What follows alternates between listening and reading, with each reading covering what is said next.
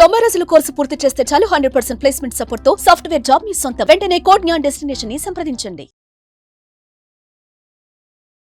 నమస్కారం అలగరి రవీంద్రనాథ్ గారు. నమస్తే అండి శ్రీ గారు. సార్, అంటే చాలా మంది కూడా అంటే వీడియోస్ మనము లా ప్రకారంగా ఎన్నో వీడియోస్ అయితే మాట్లాడుకోవడం జరిగింది. దాన్ని ఉద్దేశించే ఒక కమెంట్ కూడా పెట్టడం జరిగింది. ఒక భర్త తన ఇంటి నుంచి భార్య వెళ్ళిపోయిందని మళ్ళీ తనని ఏ రకంగా నేను ఇంటికి తీసుకురావచ్చు, నేను కాల్స్ చేస్తున్నా, మెసేజ్ చేస్తున్నా, వాళ్ళ పేరెంట్స్కి కూడా నేను కాల్ చేస్తున్నా కూడా నాకు ఎలాంటి రెస్పాన్స్ లేదు. దానికన్నా ముందు మా ఇద్దరికైతే గొడవ అయింది, బట్ ఎలాంటి ఇన్ఫర్మేషన్ లేకుండా తనైతే ఇప్పుడు ఉంది. నేను మళ్ళీ తనని తిరిగి ఇంటికి తీసుకురావచ్చా, చట్ట ప్రకారంగా ఇది పాసిబుల్ అవుతుందా అని అడిగారు సార్. ఏం చెప్పొచ్చు? పాసిబిలిటీ అవుతుంది శ్రీ గారు. ఎలా సార్? ఇప్పుడు మీరు చెప్పిన క్వశ్చన్ లో అతను వేసినటువంటి సమాధానం ఏంటంటే, చిన్న చిన్న ఏవో మనస్పర్ధలు, చిన్న చిన్న మాట పట్టింపులు, చిన్న తగాదాలు ఇంట్లో జరిగిన తర్వాత ఆ భార్య భర్తని చెప్పపెట్టకుండా ఒకరోజు ఇంట్లోంచి వెళ్ళిపోయింది. పిల్లలున్నా పిల్లలు లేకపోయినా, పిల్లలు అనేది పక్కన పెడదాం కాసేపు. ఇటువంటి సందర్భాల్లో తనకి చెప్పకుండా తన భార్య తన పుట్టింటికి వెళ్ళిపోయింది, లేకపోతే ఇంకొక ఉద్యోగానికి వెళ్ళిపోయింది, రెస్పాండ్ అవ్వట్లేదు. ఇటువంటి సందర్భాల్లో తన భార్యను మరలా తన పుట్టింటికి పిలుచుకోవడం ఎలాగా అన్నటువంటిది మీ క్వశ్చన్. 100% కోర్టు ద్వారా దీనికి ఒక పరిష్కారం అయితే ఉంది. దీన్ని RCR పిటిషన్ అంటారు, ఇన్స్టిట్యూషనల్ కాంజుగల్ రైట్స్ అంటారు. అంటే తన భార్యని పుట్టింటి నుంచి తనను మరలా తన కాపురానికి పిలుచుకునే ఒక హక్కు ఇది యాక్చువల్గా. అంటే విడాకులు ప్రతి సమస్యకి విడాకులు ఒకటే పరిష్కారం కాదు, ప్రతి గొడవకి అలిమోని ఒకటే పరిష్కారం కాదు, ప్రతి సమస్యకి విడాకులు అలిమోని లేకపోతే కొట్లాడుకోవడం ఒకటే కాదు. చిన్న చిన్న తగాదాలు అనేది ప్రతి ఇంట సర్వసాధారణమే. ఇది నాట్ ఓన్లీ తన భార్యని పిలుచుకోవడం ఒక్కటే కాదు, భర్త కూడా, అంటే భార్య పరంగా చెప్తున్నాను, భార్యకి ఇద్దరు కలిసి ఉండాలని ఉంది, కానీ ఏదో చిన్న గొడవైంది, భర్త కూడా ఇంట్లో తన భార్యకి చెప్పకుండా తన పేరెంట్స్ వైపు వెళ్ళిపోవడం కానీ, లేకపోతే మరొక ఊరికి వెళ్ళిపోవడం, ఉద్యోగానికి వెళ్ళిపోయాడు, పెద్దగా కాంటాక్ట్స్ కూడా పెట్టుకోవట్లేదు. ఇటువంటి సందర్భాల్లో తన భర్తను కూడా మరలా తిని కాపురానికి పిలుచుకునే హక్కు కూడా కోర్టు మనకు కల్పిస్తుంది. ఇక్కడ గుర్తుపెట్టుకోండి, మిమ్మల్ని కలపడం వరకే కోర్టు పని, కానీ మీరు కలిసి ఉండేలాగా ఫోర్స్ చేయడం అనేది కోర్టు యొక్క ఉద్దేశం కాదు. మీకు చెప్పకుండా వెళ్ళిపోయాడు, భర్తకు భార్య కావచ్చు, భార్యకు భర్త కావచ్చు, వెళ్ళిపోయారు. ఆయన వెళ్ళిపోయే సందర్భాల్లో వాళ్ళని పిలిపించి కూర్చుని మాట్లాడుకునే వెసులుబాటు కనిపిస్తుంది, మాట్లాడి కూర్చునే హక్కుని కల్పింపజేస్తుంది. తర్వాత మీరు కలిసి ఉండడమా లేదా కలిసి విడిపోవడం అన్నది అది మీ యొక్క వ్యక్తిగత విషయం మీద ఆధారపడి ఉంటుంది. దీన్ని RCR పిటిషన్ అంటారు. RCR పిటిషన్ అంటే రెస్టిట్యూషనల్ కాంజుగల్ రైట్స్. అంటే సార్ ఇట్లా వెళ్ళిపోయారు కాబట్టి మీ యొక్క దగ్గరలో ఉన్న అడ్వకేట్ని మీరు సంప్రదిస్తే అడ్వకేట్ కరెక్ట్గా డ్రాఫ్టింగ్ చేసి కోర్టుకి సబ్మిట్ చేస్తారు ఒక పిటిషన్. ఆ పిటిషన్ ద్వారా కోర్టు ఇమీడియట్గా వాళ్ళకు ఒక నోటీస్ పంపిస్తుంది.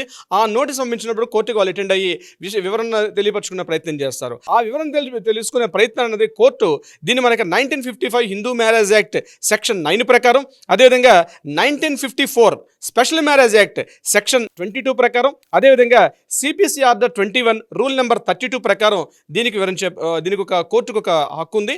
దాని ప్రకారం కోర్టు నుంచి మనం, ఇది సివిల్ కోర్టులో ఇది సివిల్ కేసు యాక్చువల్గా. సో సివిల్ కోర్టులో దీన్ని అప్లై చేసుకుంటే కోర్టు ఇమీడియట్గా నోటీస్ పంపించి పిలిపించే ప్రయత్నం చేస్తుంది. ఒకవేళ కోర్టు తీరు ప్రకారం కలిసి ఉండమని చెప్తుంటే, కలిసి కాపురం చేసుకోమని చెప్తుంది, ఇక్కడ 1 year వరకు పర్మిట్ ఉంటుంది కలిసి చేసుకోవడంలో.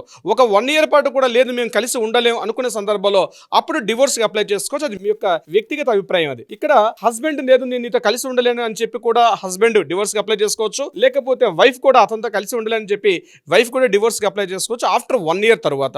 ఈ మీన్వేళ కోర్టు ఒక ఆర్డర్ ఇచ్చింది అనుకోండి, కోర్టు ఆర్డర్ ఇచ్చినప్పుడు కూడా ఆ కోర్టు యొక్క ఆర్డర్ని ధిక్కరించినట్లయితే కంటెంప్ట్ ఆఫ్ కోర్టు అని చెప్పి కోర్టు ధిక్కరణ కింద మరలా ఇంకొక కేసు కూడా నమోదే అవకాశం ఉంటుంది.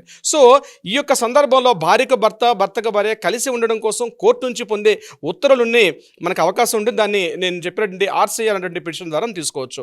దీనికి ఎలా ఉంటుంది, ఇంకొక ఫీజు చెల్లించి దీనికి ఒక ఏర్పాటు చేసుకుని దగ్గర ఉన్నటువంటి కోర్టు నుంచి, సివిల్ కోర్టు నుంచి దీన్ని పొందే అవకాశం ఉంటుంది ఇప్పుడు నేను చెప్పే సెక్షన్స్ ప్రకారం. అయితే ఇది ఏ సందర్భాల్లో ఉపయోగం అవుతుంది? ప్రధానంగా ఒకటి, డివోర్స్కి ముందుగా ఒక ప్రయత్నం చేయడం వల్ల కూడా డివోర్స్ అనేది ఈజీగా వచ్చే అవకాశం ఉంటుంది. భార్యాభర్తల మధ్య ఒక అండర్స్టాండింగ్, అంటే ఇద్దరు వ్యక్తుల మధ్య ఒక అండర్స్టాండింగ్ కోసం మేము ప్రయత్నం చేస్తున్నాం, కానీ ఆపోజిట్ పర్సన్ ఎక్కువగా డివోర్స్ కోరుకుంటామని చెప్పడానికి ఇది ఒక ఉదాహరణగా పనికొస్తుంది. రెండవది, ముఖ్యంగా అలిమనీ విషయంలో కానీ లేకపోతే మెయింటెనెన్స్ విషయంలో కూడా కొంత వెసులుబాటు ఉండే అవకాశం ఉంటుంది. అంటే నేను విడిచిపెట్టాలని కోరిక లేదు, నేను కలిసి ఉండాలని కోరుకుంటానని చెప్పి కోర్టు ముందు మనం ఒక లెటర్ పెట్టుకోవడం వల్ల కూడా అలిమనీ విషయంలో, మెయింటెనెన్స్ విషయంలో కూడా మనకు ఉపయోగపడుతుంది. ఏదేమైనప్పటికీ కూడా ఇద్దరు వ్యక్తుల్లో ఒక వ్యక్తి కలిసి ఉండాలని మరొక వ్యక్తి విడిపోవాలనుకుని కోరుకునే సందర్భంలో కూడా ఈ RCR పిటిషన్ చాలా దోహదపడుతుంది. చాలామంది ఈ విషయం తెలియక సడన్గా ఇంటి నుంచి భార్య వెళ్ళిపోయినా, పిచ్చోళ్ళ పిచ్చోలు అయిపోయారు, ఏం చేయాలి అర్థం కాక సూసైడ్ చేసుకోవడం లేకపోతే ఇతరత్ర మార్గాల ద్వారా రకరకాలుగా డివోర్సే కారణం అంటే ఇంకా నెక్స్ట్ స్టెప్ అదే అని ఫీల్ అయ్యే వాళ్ళు కూడా ఉంటారు. ఇక్కడ పిల్లల్ని విడిచిపెట్టేసి అయ్యో మా భర్త పిల్లల్ని విడిచిపెట్టి నన్ను విడిచిపెట్టి వెళ్ళిపోయాడు, నా పరిస్థితి అర్థం కాదు, ఏం చేయాలి, అగమ్య గోచరం అయిపోయి మెంటల్గా డిస్టర్బెన్స్ అయిపోయి డిప్రెషన్లోకి వెళ్ళేదానికన్నా కోర్టు నుంచి యొక్క ఉత్తర్వులు తెచ్చుకునే అవకాశం కూడా ఉంటుంది సిరి గారు. సార్ దీనికి సంబంధించి సుప్రీంకోర్టులో అంటే ఇలాంటి సందర్భాలు ఎదురైనప్పుడు అది సుప్రీంకోర్టు ఎలా డీల్ చేసింది సార్? 2014 చాలా కేసెస్ ఉన్నాయి. నేను ఒక ఉదాహరణ చెప్తాను. సర్బ్జీత్ కౌర్ వర్సెస్ గుర్మిత్ సింగ్ అని చెప్పి 2014లో కేసు ఉంది. దానిలో కూడా మనకి ఆర్సీఆర్ పిటిషన్ ద్వారా వాళ్ళిద్దరు ఇందులో ఇక్కడ ఏం చేశారంటే సర్బ్జీత్ కౌర్ అంటే ఈవిడ ఈ అమ్మాయి వెళ్ళిపోతే హస్బెండ్ ఏం చేశారంటే మళ్ళీ పిలిపించుకున్నాడు, పిలిపించి ఇద్దరు కలిసి ఉండడం కోసం చెప్పి సుప్రీంకోర్టు ఈ ఆర్సీఆర్ పిటిషన్ ద్వారా ఉత్తర్వుల ద్వారా మనకి జరిగే అవకాశం ఉంది. ఇది కాకుండా మన తెలుగు రాష్ట్రాల్లో కూడా చాలా హైకోర్టు దీనికి సంబంధించి అనేక ఉత్తర్వులు కూడా జారీ చేయడం జరిగింది. ముఖ్యంగా అలిమనీ విషయంలో అంటే అలిమనీ విషయంలో ఎలా ఉపయోగపడుతుందనే డౌట్ కూడా మీకు రావచ్చు. సార్ యాక్చువల్గా ఏంటంటే ఈ ఆర్సీఆర్ పిటిషన్ దాఖలు చేసుకున్న తర్వాత ఇద్దరిలో ఒకరు మెయింటెనెన్స్ లేదా అలిమనీ ఇచ్చే విషయంలో డిమాండ్ ఎక్కువగా ఉంటుంది. మాకు ఇన్ని కోట్లు కావాలి, ఇన్ని లక్షల రూపాయలు కావాలి అని చెప్పిన సందర్భాల్లో ఇక్కడ నేను కావాలని కోరుకుంటున్నాను, కానీ తను మాత్రం నా ఆపోజిట్ పర్సన్ అంటే ఇప్పుడు ఉదాహరణకి మహిళ ఇంటి నుంచి వెళ్ళిపోయింది, హస్బెండ్ ఏం చేశాడు ఒక ఆర్సీఆర్ పిటిషన్ వేశాడు మహిళ మరలా ఇంటికి రావాలని చెప్పి. ఈ మహిళ ఆర్సీఆర్ పిటిషన్ యాక్సెప్టెన్స్ ఇవ్వకుండా తన పేరెంట్స్ దగ్గర కానీ ఉద్యోగాల దగ్గరికి వెళ్ళిపోయినప్పుడు అక్కడికి వెళ్ళిపోయి తను మరలా మెయింటెనెన్స్ ఎక్కువగా ఇవ్వమని చెప్పి కోరే ప్రయత్నం చేయొచ్చు.